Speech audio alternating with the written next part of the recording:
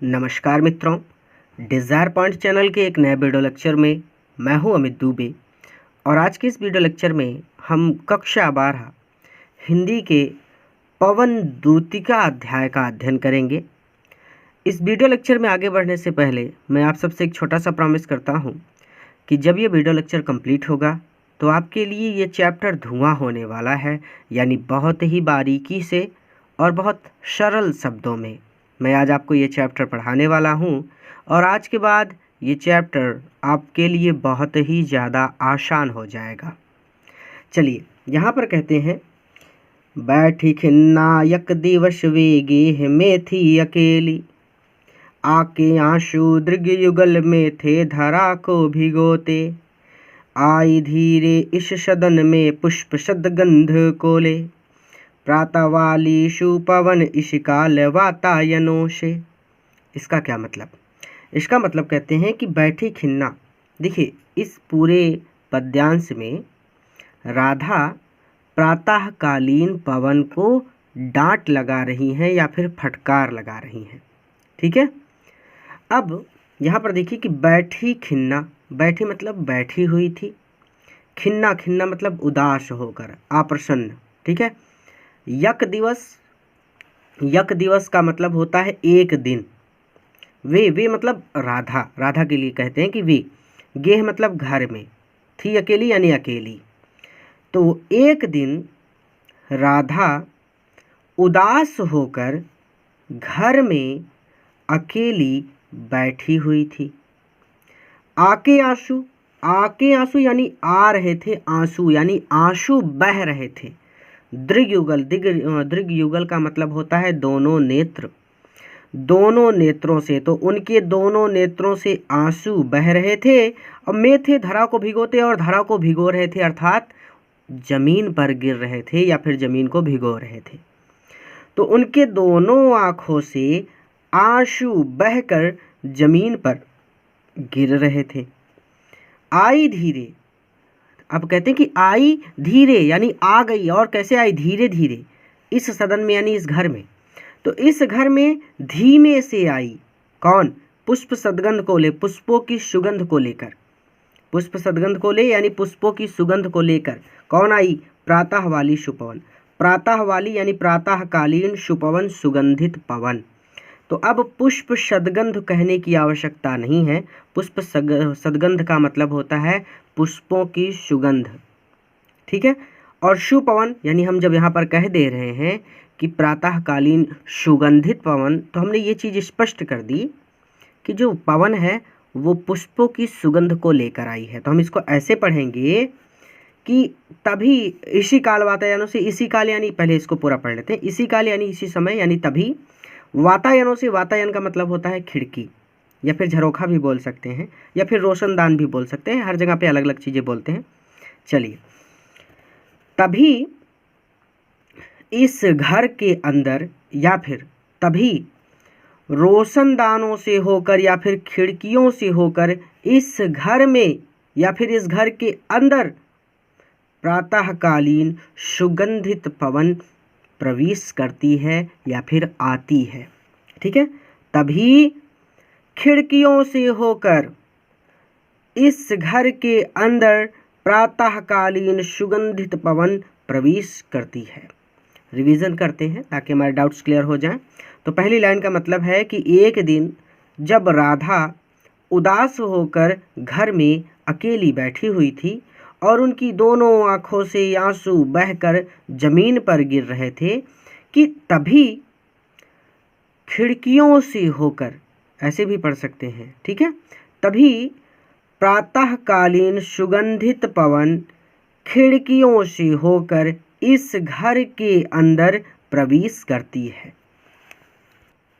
आगे, संतापों को विपुल बढ़ता देख के दुखिता हो, धीरे बोली सा दुख उससे श्रीमती राधिका यो, प्यारी प्रातः पवन इतना क्यों मुझे है सताती, क्या तू भी है कलुषित हुई काल की क्रूरता से। अब यहाँ पर देखिए, जब वो सुगंधित पवन घर के अंदर प्रवेश करती है ना, तो राधा को श्री कृष्ण की और ज़्यादा याद आने लगती है। क्योंकि वन में जब कभी भगवान श्री कृष्ण मुरली बजाया करते थे तो वहाँ पर बहुत ज़्यादा सुगंधित हवा बहा करती थी। तो वो सारी चीज़ें राधा को याद आने लगती हैं कि कैसे भगवान श्री कृष्ण मुरली बजाते थे और वहाँ पर जब हवा बहती थी तो वो कितनी सुगंधित होती थी। तो यानी कहने का मतलब ये जो सुगंधित पवन घर के अंदर प्रवेश करती है, इससे राधा को श्री कृष्ण की और ज़्यादा याद आने लगती है। तो इसका परिणाम क्या होता है कि संतापों को विपुल बढ़ता देख के दुखता हो, यानी संताप मतलब दुख, तकलीफ, विपुल मतलब और अधिक, बढ़ता यानी बढ़ गया। तो इससे राधा का दुख और अधिक बढ़ गया। देख के दुखता हो यानी दुखित हो गई, यानी इससे राधा और दुखी हो गई। तो बार बार और दुखी और बढ़ गया ऐसे बोलने से अच्छा है कि आप सीधा सीधा एक लाइन में बोलें कि संतापों को विपुल बढ़ता देख के दुखता हो, यानी संताप मतलब दुख, विपुल बढ़ता यानी विपुल मतलब और अधिक बढ़ गया, और इससे दुखिता हो यानी इससे राधा दुखी हो गई, यानी सीधा सीधा मतलब कि इससे राधा का दुख और अधिक बढ़ गया। क्लियर है? संतापों को विपुल बढ़ता देख के दुखिता हो, इस पूरी लाइन का मतलब है कि इससे राधा का दुख और अधिक बढ़ गया। धीरे बोली और फिर वो बोली, क्या बोली? सादुख यानी दुखी होकर, और वो दुखी होकर बोली उससे यानी पवन से, श्रीमती राधिका यानी राधिका, और राधा पवन से दुखी होकर बोली, प्यारी प्रातः पवन, हे प्यारी प्रातःकालीन पवन, इतना क्यों मुझे सताती, तुम मुझे इतना क्यों सता रही हो। हे प्रातःकालीन पवन, तुम मुझे इतना क्यों सता रही हो। क्या तू भी है कलुषित हुई, क्या तू यानी क्या तुम भी कलुषित हुई, कलुषित मतलब दूषित होना, तो क्या तुम भी दूषित हो गई हो काल की क्रूरता से, समय की कठोरता से। तो क्या तुम भी समय की कठोरता से दूषित हो गई हो। समझ रहे हो इसका मतलब क्या है? इसका मतलब ये है कि दुखी राधा को सुगंधित पवन का झोंका और भी ज़्यादा दुखी कर रहा है। क्लियर है? तो क्या तू भी कलुषित हुई काल की क्रूरता से, यानी क्या तू भी समय की कठोरता से दूषित हो गई है। रिवीजन करना तो आप इसको ऐसे पढ़ सकते हैं कि इससे राधा का दुख और अधिक बढ़ गया, संताप मतलब दुख, तो इससे राधा का दुख और अधिक बढ़ गया। इस पूरी लाइन का मतलब ही यही है। संताप मतलब दुख, विपुल बढ़ता यानी और ज़्यादा बढ़ गया, देख के दुखता हो यानी वो और ज़्यादा दुखी हो गई, यानी इससे राधा का दुख और अधिक बढ़ गया। बस धीरे बोली साधुक उससे राधिका हो यो, और राधा दुखी होकर पवन को फटकार लगाते हुए कहती हैं या फिर बोलती हैं, प्यारी प्रातः पवन, इतना क्यों मुझे सताती है। प्यारी प्रातःकालीन पवन, तुम मुझे इतना क्यों सता रही हो। क्या तुम पर भी काल की कठोरता का प्रभाव पड़ गया है, या फिर क्या तुम भी समय की कठोरता से दूषित हो गई हो। अच्छा, कई तरह से पढ़ा दिया ना इस लाइन को, कुछ चीज़ें नहीं समझ में आई, कुछ नई चीज़ें मैंने बोल दी। चलिए, इस संतापों को विपुल बढ़ता देख के दुखिता हो, इसका सीधा सीधा मतलब कि इससे राधा का दुख और अधिक बढ़ गया। चलिए, धीरे बोली साधुक उससे श्रीमती राधिका हो यो, और राधा पवन को फटकार लगाते हुए उससे दुखी होकर बोली, हे प्यारी प्रातःकालीन पवन, तुम मुझे इतना क्यों सता रही हो। क्या तुम पर भी, या फिर ऐसे ही कि क्या तू भी काल की कठोरता से दूषित हो गई है। अब आगे चलते हैं। मेरे प्यारे नव जलद से कंज से नेत्र वाले, जाके आए ना मधुवन और से और ना भेजा संदेशा। मैं रो रो के प्रिय विराह से बावली हो रही हूँ, जाके मेरी शब दुख कथा श्याम को तू सुना दे। यानी यहाँ पर इस पद्यांश में राधा पवन को अपना दूत बनाकर श्री कृष्ण के पास अपना संदेशना भेजना चाहती हैं। वो कहती हैं, पवन से कहती हैं कि मेरे प्यारे यानी मेरे प्रियतम भगवान श्री कृष्ण नव जलद से, यानी नव जलद से हैं, नव मतलब नवीन या फिर नए, जलद मतलब बादल से हैं, यानी नवीन बादल से हैं, अर्थात जिनका रंग बादल के जैसा है। भगवान श्री कृष्ण सांवले रंग के थे ना, तो वही चीज़ कह रहे हैं कि जिनका रंग नवीन मेघ के जैसा है या फिर जो नवीन मेघ की तरह दिखते हैं। नव मतलब नवीन, नया, जलद मतलब बादल या फिर मेघ, जो नवीन मेघ की तरह दिखते हैं या फिर जिनका रंग बादल की तरह है। ऐसे भी लिख सकते हैं कि जो बादल के समान सांवले रंग के हैं। ठीक है। कंज से नेत्र वाले, और जिनके नेत्र जो है ना वो कंज के समान है यानी कमल के समान सुंदर हैं, और जिनके नेत्र कमल के समान सुंदर हैं। तो मेरे प्यारे भगवान श्री कृष्ण जो बादल की तरह या फिर नवीन मेघ की तरह सांवले रंग के हैं, और जिनके कमल के समान सुंदर नेत्र हैं। जाके आए ना मधुबन से, मधुबन से यानी जब वो मधुबन से गए, जाके यानी गए, तो जब से वो मधुबन को छोड़कर गए हैं, तो मधुबन मतलब ब्रज का वन। ठीक है, ब्रज के वन को कहते हैं मधुबन। आप मधुबन भी कह सकते हैं या फिर आप कह सकते हैं ब्रज का वन।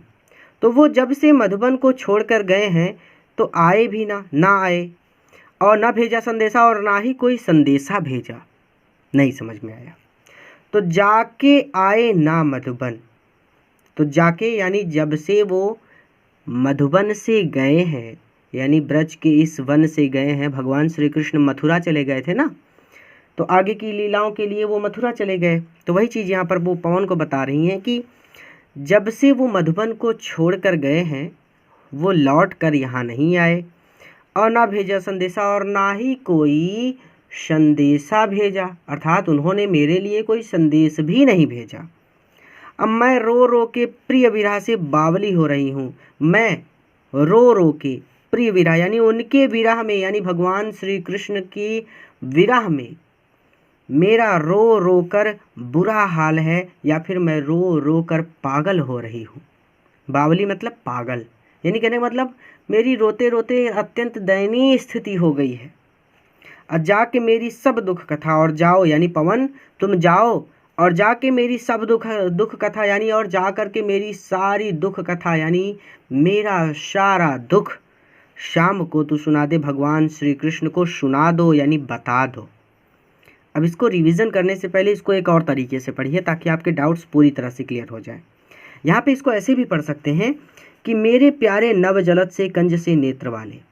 राधा पवन दूतिका से कहती हैं कि मेरे प्यारे, कि मेरे प्रियतम भगवान श्री कृष्ण जो नवीन मेघ के समान है, अर्थात जिनका रंग बादल के समान सांवला है, और जिनके नेत्र कमल के समान सुंदर हैं, वो ब्रज के इस वन को जब से छोड़कर गए हैं फिर यहाँ लौटकर नहीं आए, और ना भेजा संदेशा, और ना ही उन्होंने मेरे लिए कोई संदेशा भेजा।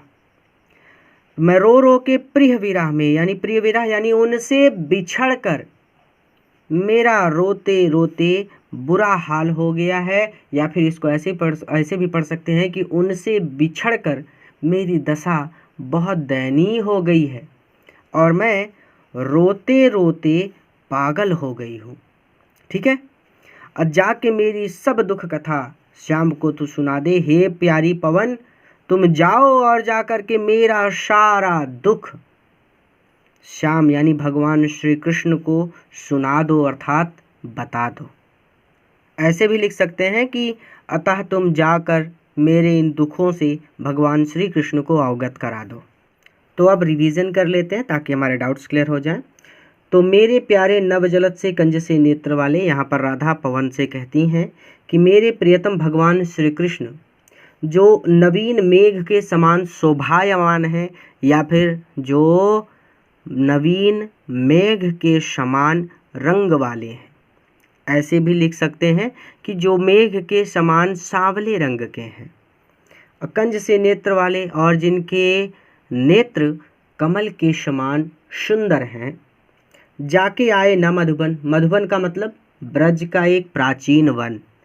मधुबन को ब्रज का वन भी बोल सकते हैं या फिर मधुबन बोल सकते हैं। ठीक है। तो वो जब से मधुबन को छोड़कर जाके यानी गए हैं। तो जब से वो मधुबन को छोड़ कर गए हैं वो वापस लौट कर नहीं आए और ना भेजा संदेशा और ना ही उन्होंने मेरे लिए कोई संदेशा भेजा। अब मैं रो रो के प्रिय विरह से बावली हो रही हूँ। प्रिय विरह यानी उनसे बिछड़कर, यानी भगवान श्री कृष्ण से बिछड़कर मेरी दशा अत्यंत दयनीय हो गई है। अब मैं रो रो के बावली हो रही हूँ और रोते रोते मैं पागल हो रही हूँ।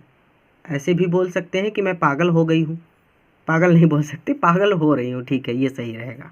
चलिए, अब जाके मेरी सब दुख कथा, वो कहती हैं पवन से कि तुम जाओ और जा कर के मेरी सारी दुख कथा, यानी ये मेरा सारा दुख श्याम को तो सुना दो, यानी भगवान श्री कृष्ण को सुना दो। अर्थात राधा पवन से कहती हैं कि तुम जाकर मेरे इन दुखों से भगवान श्री कृष्ण को अवगत करा दो। आगे, ज्यों ही मेरा भवन तज के तू अल्प आगे बढ़ेगी, शोभा वाली सुखद कितनी मंजू कुंजे मिलेंगी, प्यारी छाया मृदुल स्वर से मोह लेंगी तुझे वे, तो भी मेरा दुख लख जब वहाँ जाना विश्राम लेना। यहाँ पर अब राधा पवन को सचेत करती हैं। वो बताती हैं कि मार्ग में तुम्हें कौन कौन सी चीज़ें मिलेंगी, उन पर अपना ध्यान मत देना, आगे बढ़ती जाना। कहती हैं कि ज्यों ही, जैसे ही मेरा भवन तज यानी मेरा भवन छोड़कर, यानी मेरा घर छोड़कर तू अल्प आगे बढ़ेगी, तुम यानी तुम अल्प थोड़ा सा आगे बढ़ेगी, आगे बढ़ोगी। जैसे ही मेरा घर छोड़कर तुम थोड़ा सा आगे बढ़ोगी, शोभा वाली, अत्यंत मनोहारी कह सकते हैं, जो मन को हर ले, और सुखद मतलब सुख प्रदान करने वाली, कितनी मंजू कुंजे मिलेंगी। मंजू मतलब सुंदर, कुंजे, कुंजे मतलब लता झाड़ियाँ, मिलेंगी अर्थात मिलेंगी। तो वो कहती हैं कि जैसे ही तुम मेरा भवन छोड़कर या फिर मेरा घर छोड़कर थोड़ा सा आगे बढ़ोगी, तुम्हें अत्यंत मनोहारी और सुख प्रदान करने वाली कुंजें मिलेंगी, अर्थात लता झाड़ियाँ मिलेंगी। मंजू मतलब होता है सुंदर, तो ऐसे भी बोल सकते हैं कि सुंदर कुंजें मिलेंगी। अब प्यारी छाया मृदुल स्वर से मोह लेंगी तुझे वे। अब और आगे पवन से कहती हैं कि प्यारी छाया यानी उन कुंजों की शीतल छाया, मृदुल स्वर यानी अब जंगल में कैसा स्वर होगा, जंगल में पक्षी कलरव करेंगे यानी पक्षी चहचहाएंगे। अगर झरना है या फिर नदी है तो वहाँ पर जल प्रवाह की आवाज़ आएगी। तो वो चीज़ें, मृदुल स्वर के अंदर दो चीज़ें आएंगी, याद कर लीजिए हमेशा के लिए, जल प्रवाह और पक्षियों के कलरव की ध्वनि। ठीक है, तो जल प्रवाह और पक्षियों के कलरव की ध्वनि मोह लेंगी तुझे, मोह लेंगी अर्थात तुम्हें अपनी ओर, मोह लेंगी अर्थात तुम्हें अपनी ओर आकर्षित करेंगी।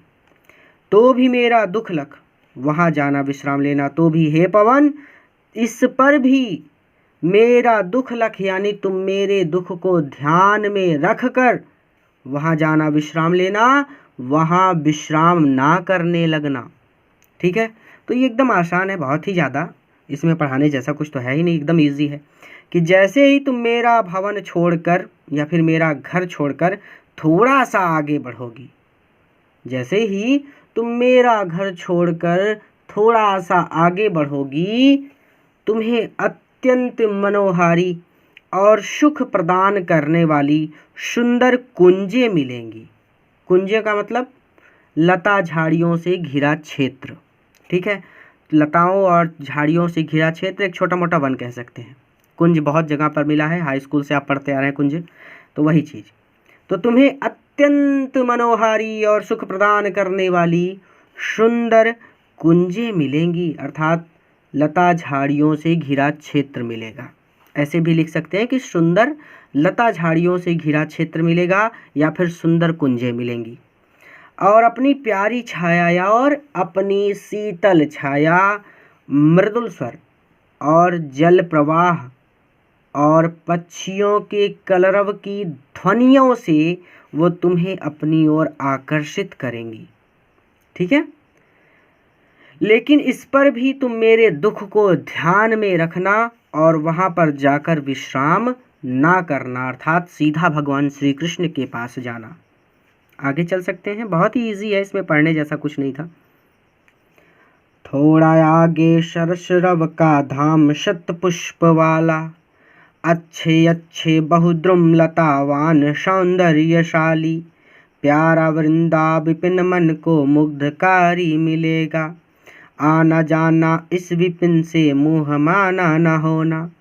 अब यहाँ पर वो कहती कि थोड़ा आगे, अब यहाँ पर भी वही चीज़ है कि जो प्राकृतिक सुंदरता उसे पवन को मिलेगी ब्रज से मथुरा जाने के अपने सफ़र के दौरान, उन सब चीज़ों के बारे में वो बता रही हैं कि थोड़ा आगे, अब इससे भी थोड़ा आगे बढ़ जाओगी जब तुम इन लताओं और झाड़ियों से आकर्षित नहीं होगी, थोड़ा सा और आगे बढ़ जाओगी।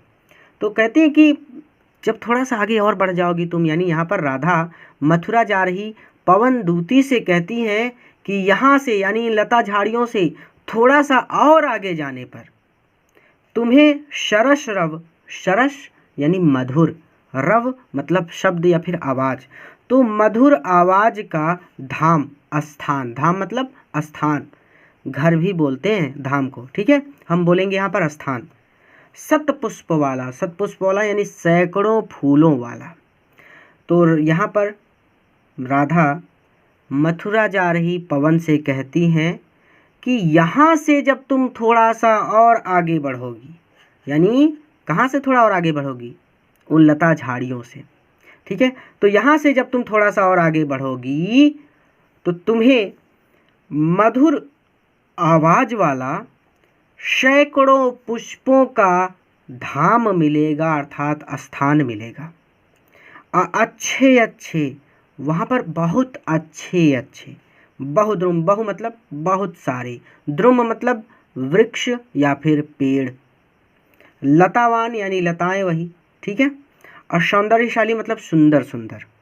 तो इसका मतलब वहाँ पर यानी सतपुष्प वाला यानी सैकड़ों फूलों का जो स्थान मिलेगा, वहाँ पर अच्छे अच्छे और बहुत सुंदर सुंदर वृक्ष और लताएं हैं, ठीक है। सौंदर्यशाली मतलब सुंदर सुंदर, बार बार बताने की जरूरत है नहीं।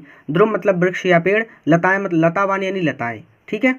तो वहाँ पर बहुत अच्छे अच्छे और बहुत सुंदर सुंदर वृक्ष और लताएं हैं, ठीक है। अब प्यारा वृंदा विपिन, वृंदा विपिन यानी वृंदावन, और जो प्यारा हो यानी बहुत रमणीय हो, अत्यंत रमणीय स्थल वृंदावन मन को मुग्धकारी मिलेगा। मन को मुग्धकारी यानी वृंदावन है, तो वृंदावन में क्या क्या होगा, वन में क्या क्या चीज़ें होती हैं, वन में फूल होते हैं, पक्षी होते हैं जो कलरव करते रहते हैं, तरह तरह के सुंदर वृक्ष और लताएं होती हैं, तो ये सारी चीज़ें वन में होती हैं ना। तो वही चीज़ कहते हैं कि प्यारा वृंदा विपिन, ये जो प्यारा वृंदावन है ना, मन को मुग्धकारी मिलेगा, ये मन को मुग्धकारी कर लेगा, यानी ये तुम्हारे मन को अपनी ओर आकर्षित करेगा।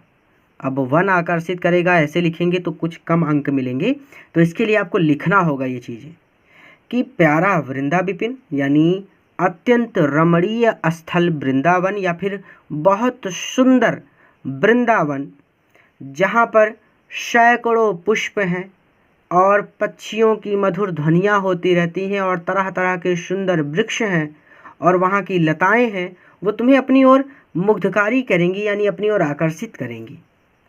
आना जाना इस विपिन से मोह माना न होना, और अपने आना जाना यानी अपने आने जाने के क्रम में, यानी पहले जा रही हो मथुरा भगवान श्री कृष्ण के पास, तो इस आने जाने के क्रम में इस विपिन से, इस वन से मोहमना ना होना यानी मोहित मत होना, अर्थात मोहित होकर वहाँ मत रुक जाना।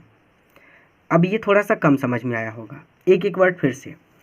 अब कहते हैं कि थोड़ा आगे सरसरव का धाम सतपुष्प वाला, तो यहाँ पर राधा पवन से कहती हैं कि यहाँ से जब तुम थोड़ा सा आगे बढ़ोगी तो तुम्हें मधुर आवाज़ वाला सैकड़ों पुष्पों का स्थान मिलेगा, अच्छे अच्छे बहुद्रुम लतावान सौंदर्यशाली, वहाँ पर बहुत अच्छे अच्छे और बहुत सुंदर सुंदर वृक्ष और लताएं हैं।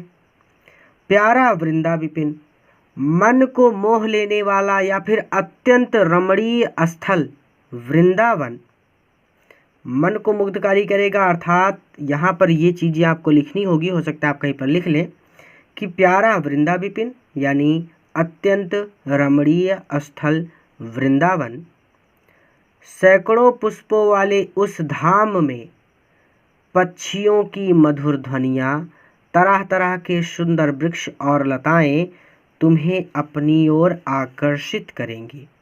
ठीक है, वृंदावन में क्या क्या चीज़ें हैं? सैकड़ों पुष्प हैं, पक्षी हैं जो कलरव कर रहे हैं, और तरह तरह के सुंदर वृक्ष और लताएं हैं, और ये सारी चीज़ें देखकर तुम्हारा मन वहाँ पर रुकने को चाहेगा। ठीक है, तो अत्यंत रमणीय स्थल वृंदावन या फिर अत्यंत सुंदर स्थल वृंदावन, और वहाँ के सैकड़ों पुष्प, पक्षियों की मधुर ध्वनियाँ और तरह तरह के सुंदर वृक्ष तुम्हें अपनी ओर आकर्षित करेंगे। किंतु अपने आने जाने के इस क्रम में तुम उस वन से मोहित बिल्कुल मत होना। जाते जाते अगर पथ में क्लांत कोई दिखावे, तो जाके सन्निकट उसकी क्लांतियों को मिटाना। धीरे धीरे परस करके गात उत्ताप खोना, सद्गंधों से श्रमित जन को हर्षितों सा बनाना।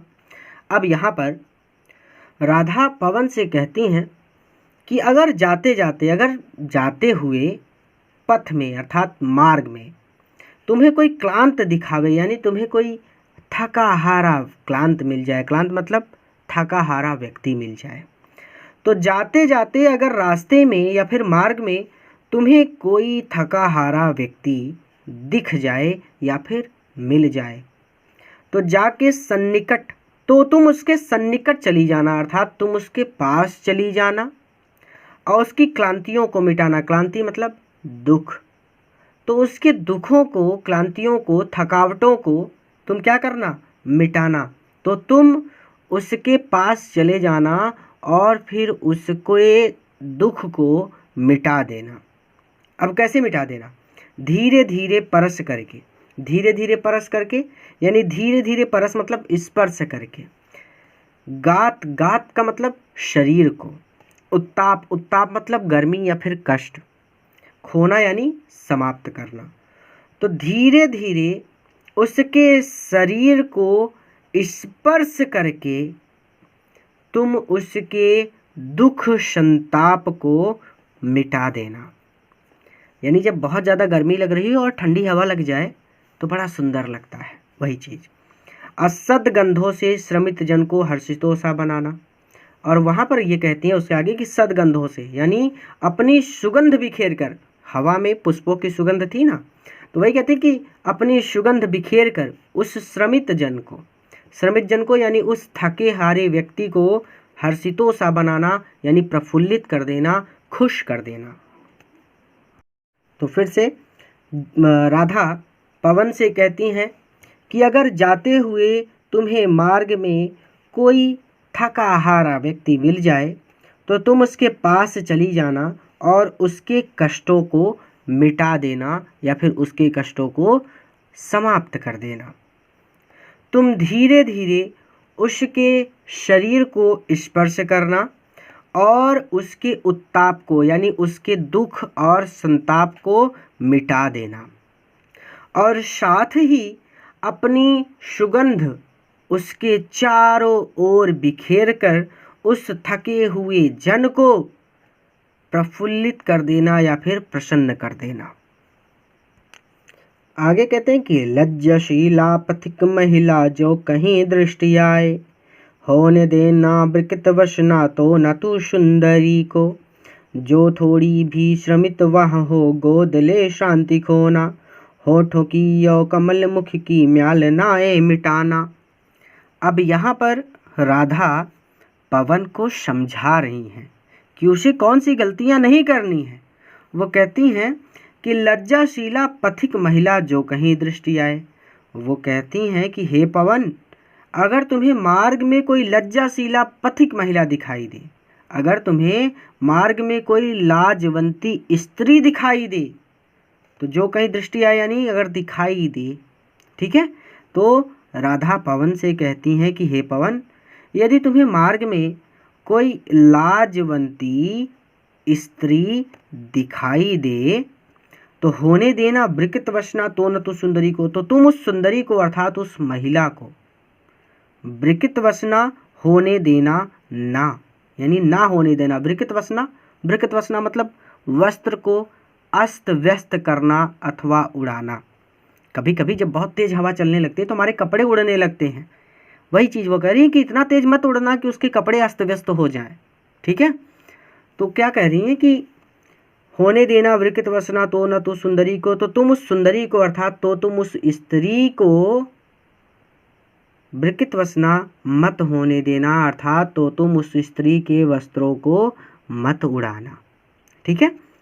और जो थोड़ी भी श्रमित वहाँ हो, ये एक एक वर्ड समझाने जैसी कोई चीज़ है नहीं। तो सुंदरी को विकृत वसना ना होने देना, यानी तुम उस सुंदरी के विकृत वसना का मतलब सीधा सीधा कपड़ों को अस्त व्यस्त करना अथवा उड़ाना, यानी सीधा सीधा कि तुम उसके कपड़ों को मत उड़ाना। तो एक एक वर्ड पढ़ने जैसा इसमें कुछ है नहीं। इस लाइन का मतलब ही यही है, विकृत वसना का मतलब ही यही है कि उसके कपड़ों को मत उड़ाना, यानी वस्त्र को अस्त व्यस्त करना अथवा उड़ाना। और सुंदरी को यानी उस महिला को, ठीक है, तो उस महिला के कपड़ों को तुम मत उड़ाना। और जो थोड़ी भी श्रमित वहाँ हो, और जो थोड़ी भी, आगे राधा पवन से कहती हैं कि जो थोड़ी भी श्रमित वहाँ हो, श्रमित मतलब थकी हुई, और जो वहाँ थोड़ी सी भी थकी हुई लगे तो गोद ले श्रांति खोना, तो तुम उसे गोद में लेकर उसकी श्रांति को खोना अर्थात उसकी थकान को मिटा देना। अब गोद में लेकर मतलब उसके पास से भी धीरे धीरे गुजरना ताकि उसको तुम्हारा एहसास हो और फिर उसकी मतलब जो उसकी थकान है वो मिट जाए, ठीक है। होठों की और कमल मुख की म्यालनाएं मिटाना, और तुम साथ ही साथ उसके होठों और कमल मुख की यानी कमल के समान दिखने वाले उसके सुंदर मुख की म्यालनाएं मिटाना, यानी मलिनता को हर लेना। गर्मी में हमारा चेहरा मुरझा जाता है ना, मलिनता हो जाता है, मलिन हो जाता है, मलिन मतलब मुरझा जाता है एकदम से, तो वही कहते हैं मलिनता को हर लेना। अब एक तरफ से फिर से पढ़ते हैं ताकि हमारे डाउट्स क्लियर हो जाए। मैं जानता हूँ आपको बहुत सारे डाउट हो गए हैं। तो कहते हैं कि लज्जाशीला पथिक महिला जो कहीं दृष्टि आए, यहाँ पर राधा पवन को सलाह देती हुए कहती हैं कि हे पवन, अगर तुम्हें मार्ग में जाते हुए कोई लाजवंती स्त्री दिखाई दे तो तुम उस महिला के या फिर उस स्त्री के या फिर उस सुंदरी के कपड़ों को मत उड़ाना, और अगर तुम्हें वहाँ थोड़ी सी भी थकी हुई दिखाई दे तो तुम उसे गोद में लेकर उसकी थकान को मिटा देना, और उसके होठों और कमल के जैसे दिखने वाले उसके मुख की मलिनता को हर लेना। ये है मलिनता, मैंने लिख दिया। चलिए अब आगे, कोई क्लांता कृषक ललना खेत में जो दिखावे, धीरे धीरे परस उसकी क्रांतियों को मिटाना, जाता कोई जलद यदि व्योम में हो तो उशेला, छाया द्वारा सुखित करना तप्त भूतांगना को। अब यहाँ पर राधा पवन को और ज़्यादा समझाते हुए कहती हैं कि कोई क्लांता, क्लांता मतलब आप यहाँ पर क्लांता का मतलब समझिए थकावट, मैंने पहले भी बताया था। तो कोई क्लांता अगर कोई थकी हुई, पवन से राधा कहते हैं कि अगर मार्ग में जाते हुए तुम्हें कोई थकी हुई कृषक ललना यानी किसान स्त्री खेत में दिखावे यानी खेत में दिखाई दे। राधा पवन से कहती है कि अगर तुम्हें मार्ग में जाते हुए कोई थकी हुई किसान स्त्री खेत में दिखाई दे तो धीरे धीरे परस उसकी क्लांतियों को मिटाना, तो तुम धीरे धीरे परस का मतलब मैंने पहले भी बताया था, परस का मतलब स्पर्श करना, तो धीरे धीरे परस यानी तो तुम उसके शरीर को धीरे धीरे स्पर्श करके उसकी क्लांतियों को मिटाना, उसके कष्टों को मिटा देना।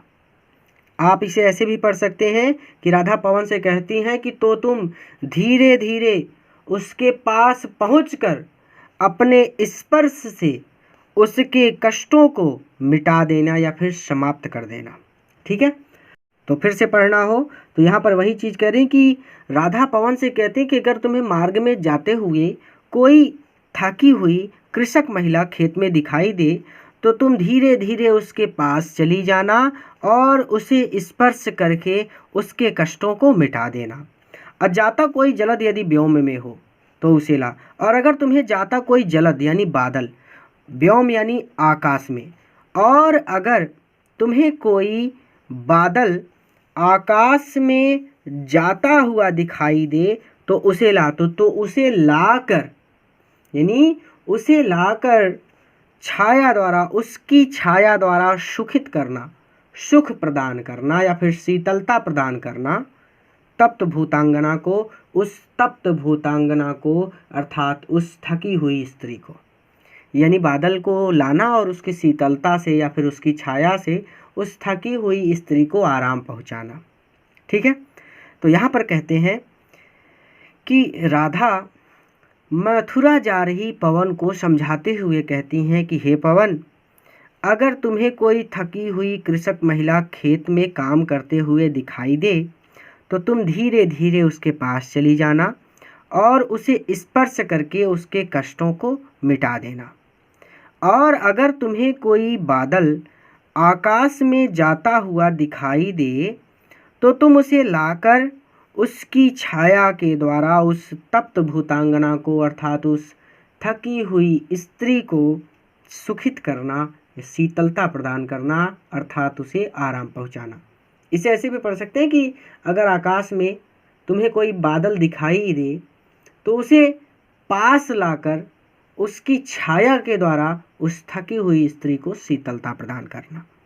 ठीक है, तो इस तरह से आप इसको पढ़ेंगे पहले यहाँ तक, फिर हम इसके आगे नेक्स्ट पार्ट में पढ़ेंगे, क्योंकि इस चैप्टर को बहुत ज़रूरी है आप बहुत बेसिक तरीके से और बहुत आराम से पढ़ें, क्योंकि यहाँ पर एक एक पद्य बहुत इम्पॉर्टेंट है, हर बार आता है बोर्ड एग्ज़ाम में, आप ऐसे समझ सकते हैं। चलिए इस वीडियो को अपने मित्रों के साथ भी शेयर कीजिएगा ताकि वो भी इससे लाभ ले सके।